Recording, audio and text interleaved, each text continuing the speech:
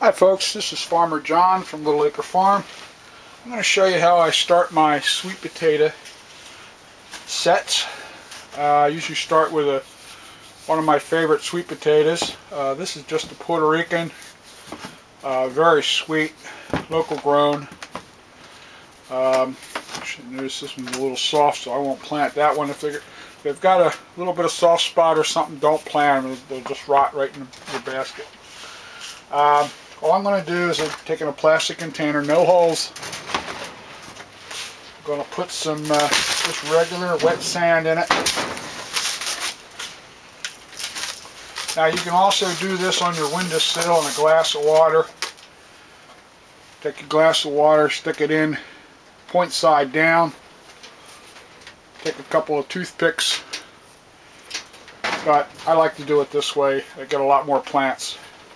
I'll just set them inside of here like this. Little space in between, let them have a little room to grow. And then I'm going to cover them up. That noise you hear is the wind blowing my new greenhouse around.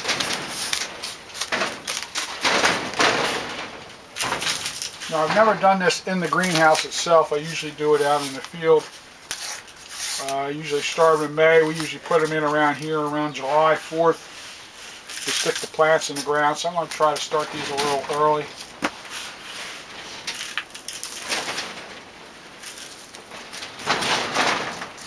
Now, they do need to be warm.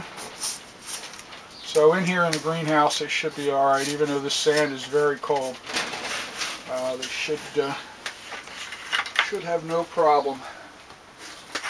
And I'll do a couple of these containers, and there you should get 3, 4, or 5 plants to every potato. I don't use a lot of them, but I just want to grow some with this year. All I'm going to do is I'll keep this moist. You can even fill it up with water if you want.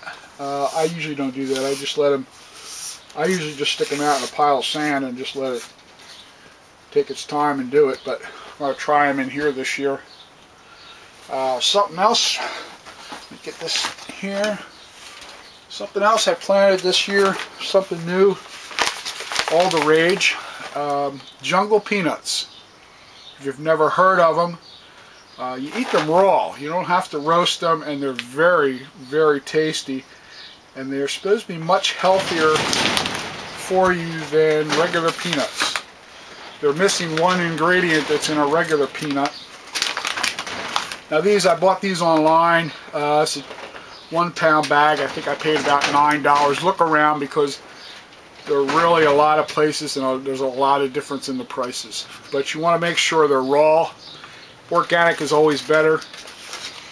These are certified. And except for the color, they look almost like a regular peanut. They have a little stripe. They don't have that real peely skin that a regular peanut does after you roast it. But they're very good to eat. I mean, you can eat these. I've planted a couple of flats already. I'm just putting them in my regular potting soil, putting 2 to a 4-inch pot.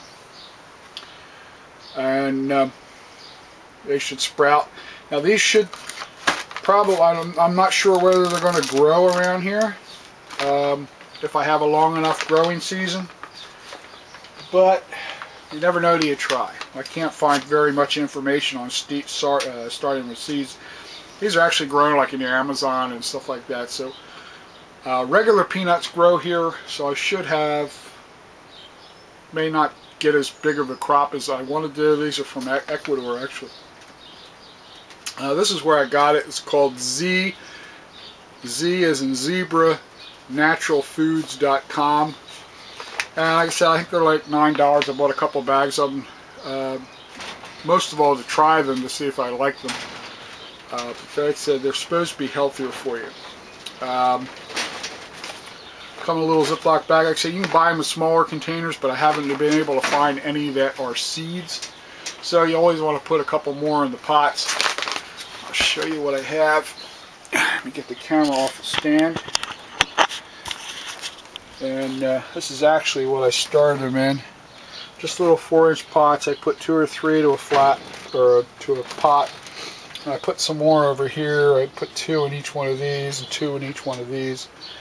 So for first year, we'll see what happens. If they sprout okay, I may put some directly in the ground. Like I said, I'm not sure how many days it's going to take, but we shall see. I'll show you some of the other stuff in the greenhouse. I'll start off here with more of our tomatoes. These are an early variety of tomatoes. One is red, one is yellow, but they're 60-day. So I planted these really early, so I'm shooting for middle of June, hopefully, to get some nice plants. This batch here has been out here probably 3 or 4 days longer than these. You see these guys have been under light, so they're just a little straggly right now, but these are really starting to fill out nice. I say 10, 20, 30, 40. There's 40 in here. I have another 80 out in the big greenhouse, or in the cold house.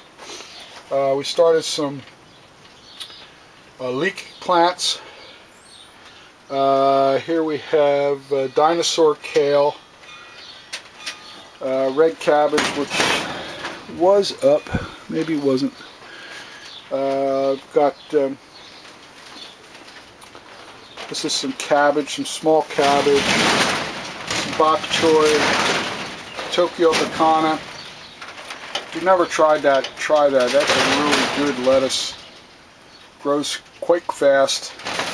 Started some spinach plants, some celery root, which I've never grown before. It takes a while. It's like 110 or 115 days. And then over here, I just started this stuff this morning. Fennel, lemongrass, which I had pretty good thing with yet last year. I ended up taking it all out. I'm not sure if whether it would winter over or not. And we got some squashes. I got some patty pan, some 8-ball, some zucchini, some Asian burpless, okra.